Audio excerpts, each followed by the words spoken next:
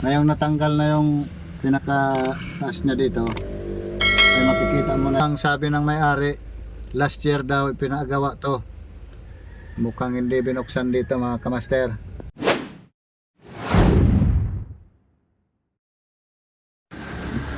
So yun mga kamaster, kaya kung mahilig ka sa ganitong mga content ay mag-subscribe ka na. Bukod sa nakapanood ka na, may natutunan ka pa. Let's go. Ang ginagawa natin mga kamaster ay Toyota Avanza. Yan, modelo na yan mga kamaster.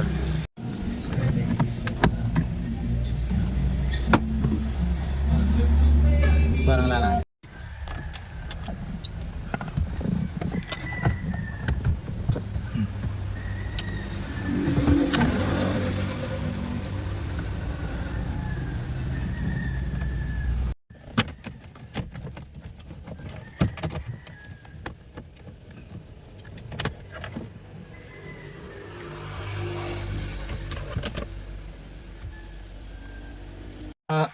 Tanggal to mga kamaster.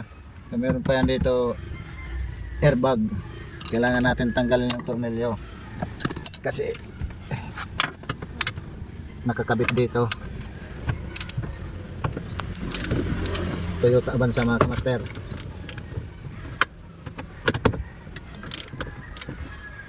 Dahil pinaayos daw to last year, pero hindi gumana ng maayos. Nawala yung lamig. Kaya bubuksan natin mga kamaster. Yun. Yan. Natanggal na yung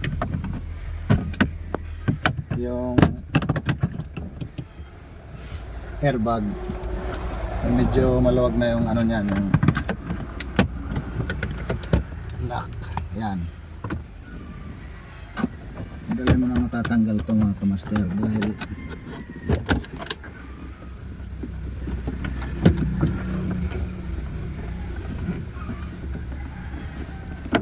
kailangan natin tanggalin yung dashboard para maluwag.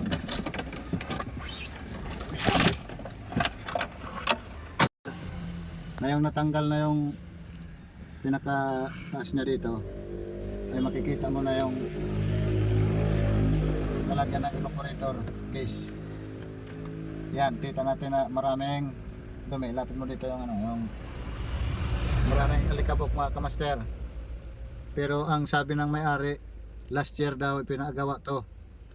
Mukhang hindi binuksan dito mga kamaster. Kaya tayo nang magbubukas nito. So ang susunod natin gagawin ay tatanggalin tong isang plastic ng dashboard. Ganun lang kahirap mga kamaster. Ibaba yung munibela mga kamaster, kasi nahirapan ka maglabas ng plastic na to dashboard pag hindi mo binaba yung munibela. Baba muna yung munibela.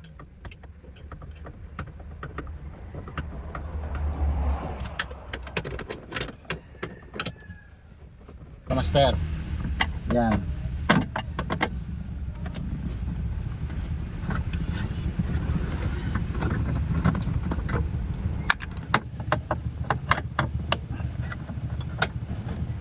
Puro tornilyo lang to eh. Yan. Tatanggalin yung mga wire na nakasaksak kasi napuputol. Yan. Napuputol yung wire pag pinirsa mo mga kamaster. Ay matanggal mga kamaster. Yun. Sakit pa yun dito na. Yun. Lumuwag na mga kamaster. Yan. Ganun lang. Easy. Easy lang yan mga kamaster. Easy. Yun. May sakit pa.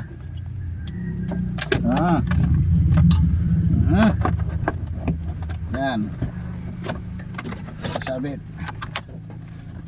Medyo tanggal. So ganun lang mga kamaster. Yan ang itsura. Ilalabas na natin yung pangalawang dashboard. Second layer. Yan. Ito ang tatanggalin natin mga kamaster. Yang buo na yan. Ang problema ay hindi mo matatanggal yan na hanggat hindi mo ilinalabas tong ball bar. Kasi nakaipit mga kamaster. Yan. So kailangan talaga expert ang magtatanggal niyan. Yan.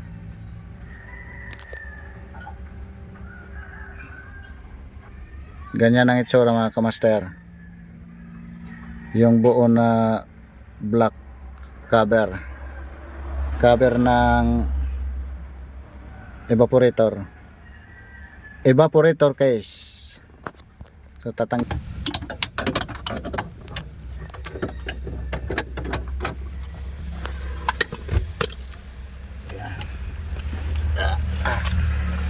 So ayan mga kamaster, kailangan mong ihiwalay yung manibela dito sa ball bar para maiangat mo yung ball bar, kasi hindi mo ito mailalabas dahil naka lock dito, naipit yung evaporator.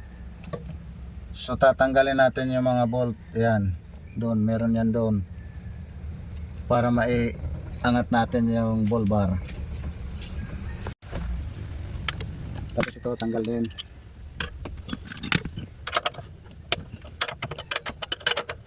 Sakit rin para mabilis.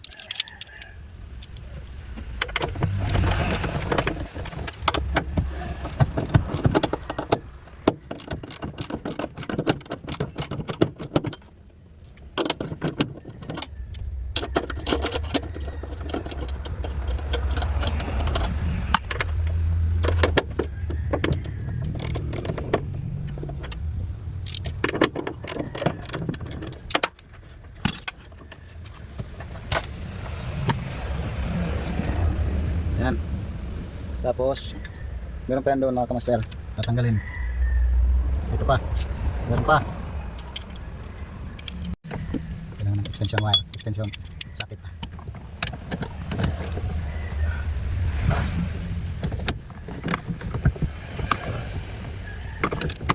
Yan. Hiwalay na. Meron pa. Jeez.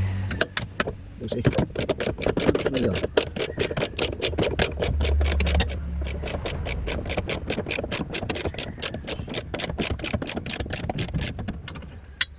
So dito mga kamaster, lubos-lubusin na natin. Meron din dito yan sa ilalim. Itong bar na to merong dalawang tornilyo.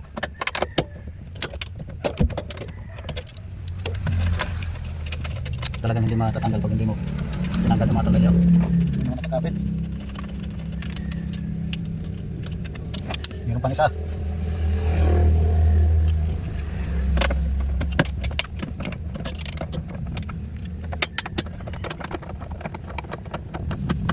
Yan. Para matanggal natin, isa-isahin mo yung tornilyo na nakakapit para tanggal. Tapos pa.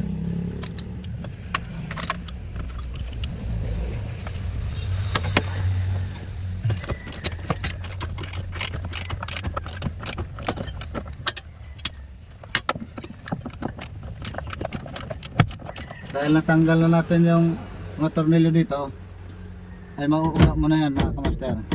Yun oh. Pero hindi mo matatanggal yan dahil may mga tornilyo pa sa kabila. Tanggalin natin doon. Hindi maputol yung mga linya ng ano. Ay pagtatanggalin mo yung mga socket para baka maputol.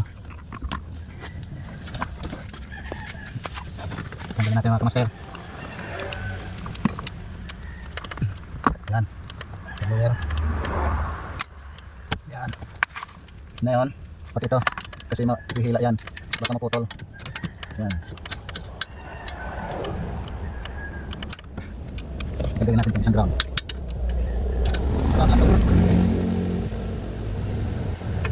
Balik natin pagkatapos kasi mahihila.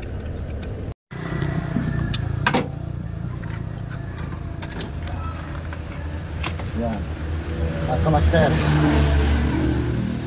ito na yung evaporator. Ito ang i-cleaning natin. Yan mga kamaster, ganito nakadumi yung evaporator nya. Yan, oh.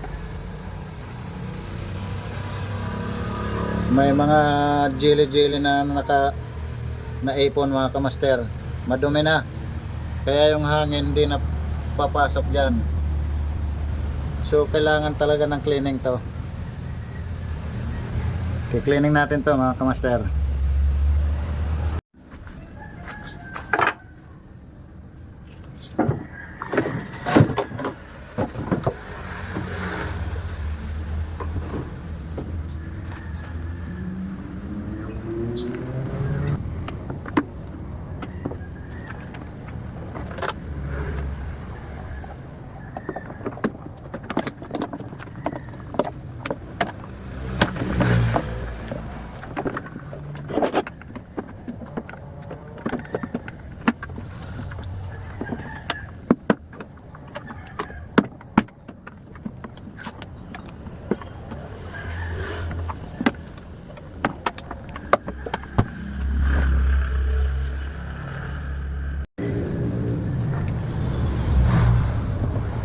So yan kamaster, dahil na cleaning na natin ay pwede na nating i-assemble yan mga kamaster.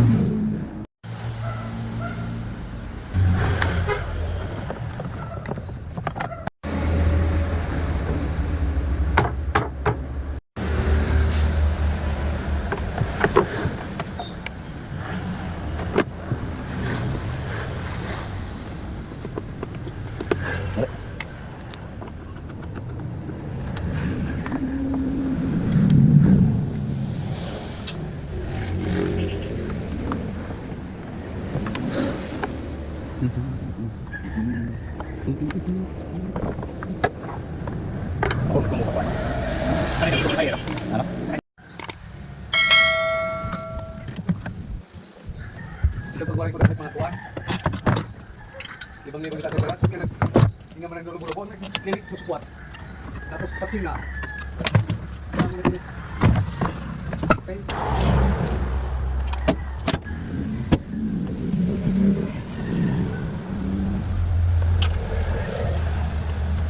Hurry up. Para mo. Yan mga kamaster, pag kabit mo na tong ball bar, na-sureball mo na may mga tornilyo na, ay siguraduhin mo na muna yung mga wiring bago mo ibalik yung dashboard. Kasi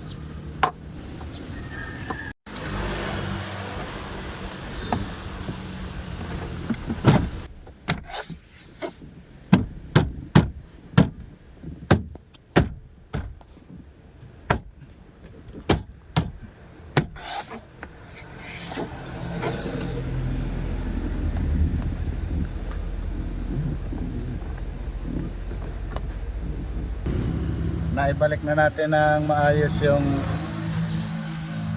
dashboard. Ayan.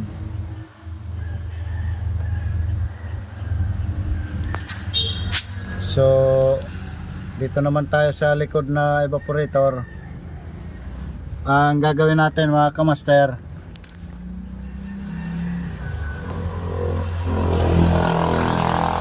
pwede nating tanggalin dito itong screen na to. Yan. Yan mga kamaster. Itong screen na to ay pwede nating tanggalin yan mga kamaster. Yan. At pagkatapos ay makikita mo na yung evaporator. Pwedeng tanggalin yung kisame. Para sa akin, tinatanggal ko yung kisame pag sobrang kapal nitong ang dumi dito. Pero pagka nakita natin na hindi masyadong madumi pa, ay spray lang yan mga kamaster.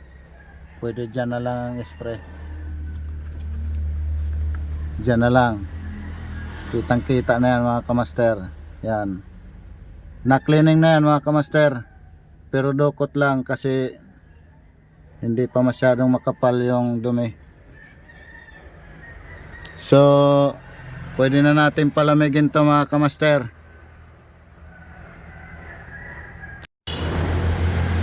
So yan mga kamaster, dahil nga tapos na tayo, ay mag-check na tayo dito sa ano bago natin i-start. Yun, check muna natin yung mga naka-indicate dyan kung ayos bago natin i-start.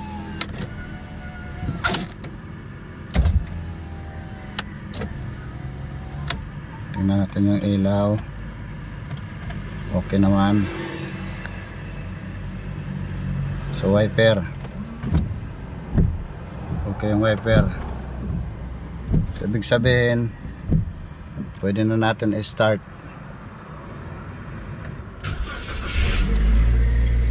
Yun.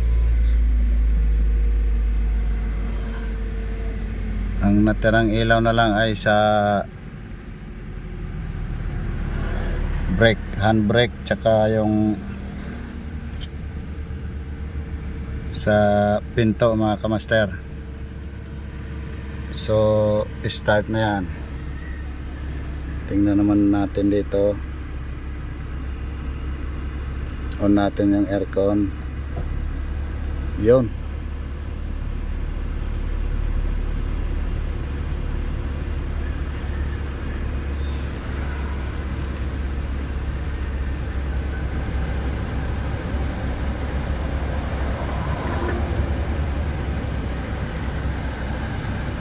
Okay, may yan, kita nyo na may hangin. On naman natin dito sa likod.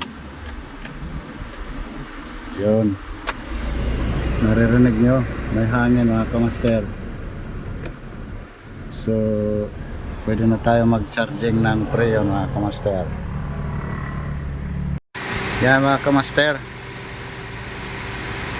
nakargahan na natin ng preyon at nag-automatic na. So ibig sabihin malamig na to mga kamaster. Yan, ito na yung lamig niya mga kamaster. Ayan, super lamig na yan mga kamaster. Ayan, malamig na yan. Super lamig mga kamaster. Kaya kung mahilig ka sa ganitong content kamaster, ay mag-subscribe ka na at mag-follow, dahil nakapanood ka na, may natutunan ka pa.